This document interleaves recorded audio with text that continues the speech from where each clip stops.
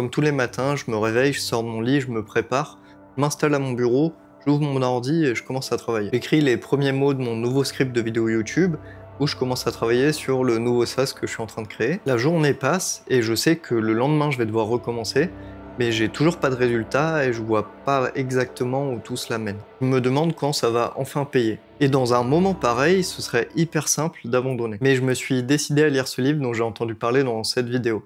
Je savais en commençant que ça serait difficile, que ça pouvait pas marcher dès la première vidéo créée, dès les premiers sites créés, que ça prendrait du temps. Mais quand on arrive dans ce creux, où on continue à redoubler d'efforts, on fait tout pour s'en sortir, au final on voit assez peu de résultats, voire même pas du tout de résultats, c'est difficile de rester motivé et de continuer à avancer. Et on finit par se demander si on devrait pas abandonner. Pourquoi je fais ça? Pourquoi je continue alors que j'ai pas de résultats?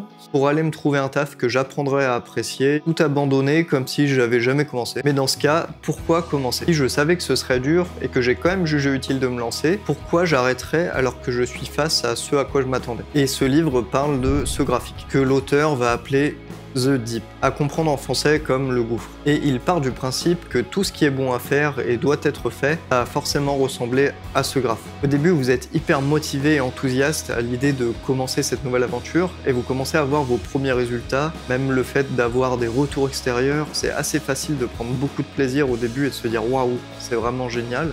C'est nouveau, c'est stimulant, c'est génial. Puis sans crier gare, le deep commence à s'installer, vous continuez à mettre autant d'efforts, voire même plus qu'au début, et vous vous retrouvez avec moins de résultats et moins cette satisfaction et cette excitation qui vous a amené à vous lancer dans cette activité. Et là, c'est comme traverser un long désert, et vous vous demandez si vous devez continuer. Ça peut prendre la forme d'années à essayer de construire votre business, votre audience, à essayer de développer un art. Ça représente tous ces moments où vous essayez et vous échouez en boucle. Ça peut être votre 30e vidéo qui fait moins de 500 vues alors que vous continuez à mettre des efforts. Ça peut aussi être votre 50e try sur Malenia dans Elden Ring, pour tous mes gamers qui regardent cette vidéo. Et vous continuez à faire ça jusqu'à ce moment que vous attendez où vous allez enfin sortir la tête de l'eau. Ce moment où vous allez enfin voir la lumière. Et en partant de ce principe, l'auteur part du fait que être dans le deep, c'est le signe que vous êtes sur le bon chemin pour réussir. Parce que le gouffre, le deep, c'est votre ami. C'est le meilleur moyen de s'assurer que vous vous préparez à ce qui arrivera après. Vous permettre d'engranger la connaissance pour ce qui vient après le deep. Actuellement, vous n'êtes pas encore prêt à avoir ce que vous voulez, mais le deep est en train de vous préparer à l'avoir. Moi, en 2020, par exemple, j'étais pas prêt à créer mon propre produit en solo,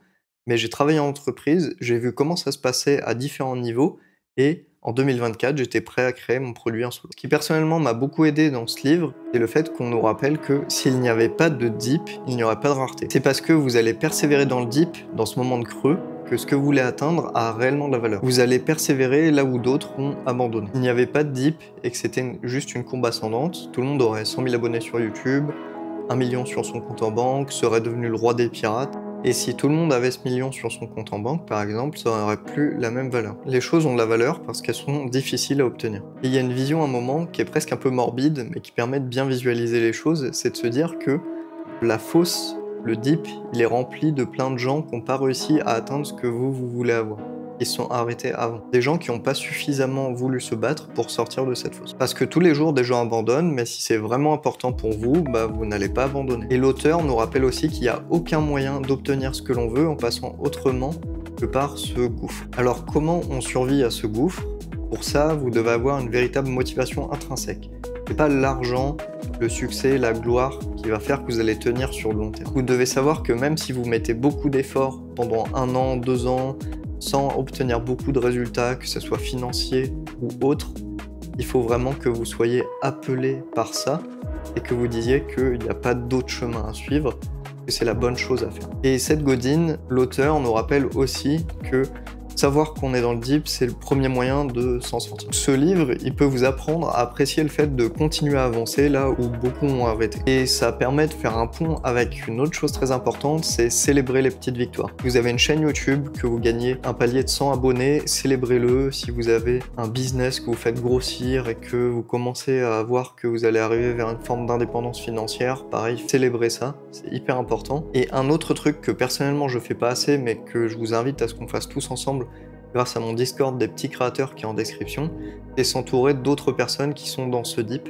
et qui essayent d'en sortir. Et là, on pourrait se dire, est-ce que je dois persévérer dans tout ce que je fais et me dire, ok, je vais arriver dans un deep et je vais devoir le surmonter. Et l'auteur ne dit pas ça du tout, il va dire que c'est important même de savoir quand arrêter. Les personnes qui ont ce que vous voulez ont aussi appris à arrêter une activité. Mais alors, comment savoir quand vous devez arrêter? Si vous sentez que c'est la chose que vous devez faire, que c'est hyper difficile, mais que vous sentez que au fond de vous, c'est vraiment la chose à faire, que quand vous faisiez autre chose, c'était quelque chose qui revenait en boucle dans votre tête, à laquelle vous pensiez constamment, c'est probablement le signe que vous ne devriez pas arrêter. Même si ça devient difficile au point de vous dire que vous ne pouvez pas continuer. Et dans ce cas, parce que je sais que la vie peut être parfois plus compliquée que juste se dire « Ok, je continue » sans prendre en compte tout ce qu'il y a autour, posez-vous, prenez le temps de vraiment y réfléchir et demandez-vous s'il n'y a pas une solution pour que vous puissiez continuer. Essayez de vous souvenir de chaque fois où vous avez repoussé cette envie et elle a fini par revenir en tête. Demandez-vous si c'est difficile dans le bon ou le mauvais sens du terme. Des fois, vous sentez que ce que vous faites est difficile, mais vous arrivez quand même à vous motiver parce que vous vous dites que c'est un véritable challenge et que ça va vous apporter du positif. L'important est finalement de positiver. Mais des fois, on sent que c'est difficile et on se dit que ça en vaut pas la peine.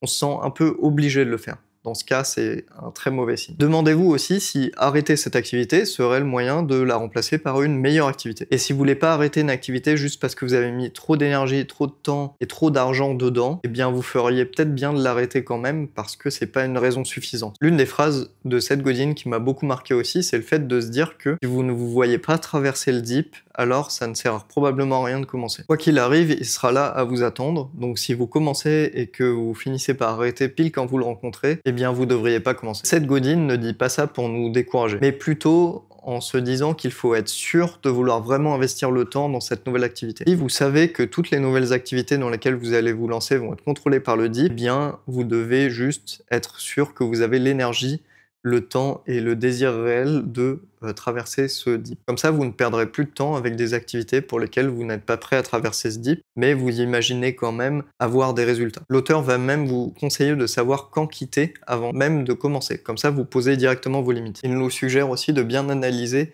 le dip que l'on pense traverser. Le dip, le gouffre, ça ressemble à ça. Si vous réalisez que ça ressemble plutôt à ça, alors c'est que vous devez probablement arrêter. Dans ce cas précis, vous faites des efforts, vous continuez à en faire, mais les résultats sont toujours les mêmes depuis le début jusqu'à la fin, quels que soient les efforts que vous fassiez et leurs variations. Et si vous réalisez que ça ressemble à une falaise qui vous amène vers un précipice, c'est aussi que vous devez arrêter. Lorsque vous faites ne semble pas mauvais, mais finira par une catastrophe inévitable. Je profite à nouveau de cette partie-là pour préciser que je parle bien d'activités pour lesquelles vous voulez avoir des résultats et que vous voulez vous ancrer dans une optique de productivité. Mais ça reste toujours bien de faire des activités pour lesquelles vous n'attendez pas de résultats et pour lesquelles vous voulez juste profiter finalement. Et il ne faut pas oublier que c'est aussi très important. Bon, maintenant on se reconcentre sur cette optique de productivité et on part du principe que vous savez ce que vous voulez et que vous avez réussi à dégager du temps en arrêtant les activités que vous faisiez pour avoir des résultats, mais pour lesquels vous n'étiez pas prêt à traverser le dip. Sachez, quoi qu'il arrive, que vous ne pouvez pas tout faire. L'auteur va nous parler aussi du principe de niche. Il va nous dire que pour lui, et c'est là où peut-être je suis pas forcément d'accord avec sa vision, ça sert à rien de vous lancer dans une activité si vous voulez pas être le numéro 1 dedans. Et pour être le numéro 1, vous n'avez pas forcément besoin d'être le meilleur partout dans un domaine hyper vaste, mais de bien réussir à vous spécialiser. Par exemple, il sera plus simple de devenir numéro 1 sur les chaînes YouTube d'India King en France par rapport à dans le monde. Et pire que ça, ce serait encore plus compliqué de se dire je veux juste être le meilleur développeur du monde, avoir la plus grosse chaîne de développeurs du monde parce que c'est une communauté qui est beaucoup plus grande que celle des indie hackers, même si elle regroupe beaucoup de développeurs. Globalement, pour ce qui est de parler de la niche, je suis assez d'accord. Après, pour dire que vous devez forcément être le numéro 1, peut-être que c'est la chose à viser, et je pense qu'il y a de la place pas seulement pour le numéro 1, mais aussi pour d'autres. Si vous avez trouvé ce domaine qui est intensément connecté à ce que vous voulez faire dans votre vie, peut-être même à vos valeurs, et que vous vous sentez appelé par ça, alors foncez et ne vous retournez pas, consacrez-vous à ça pour vous assurer que c'est ce que vous voulez et ne jamais avoir de regrets. Et si vous n'êtes pas prêt à sacrifier d'autres activités pour traverser ce dip, je pense qu'il y a quand même d'autres solutions. Vous pouvez aller à votre rythme, forcément ça prendra beaucoup plus de temps et vous allez progresser dans différents domaines de manière un peu variable, ou alors renoncer mais en sachant que ça finira par vous revenir en tête.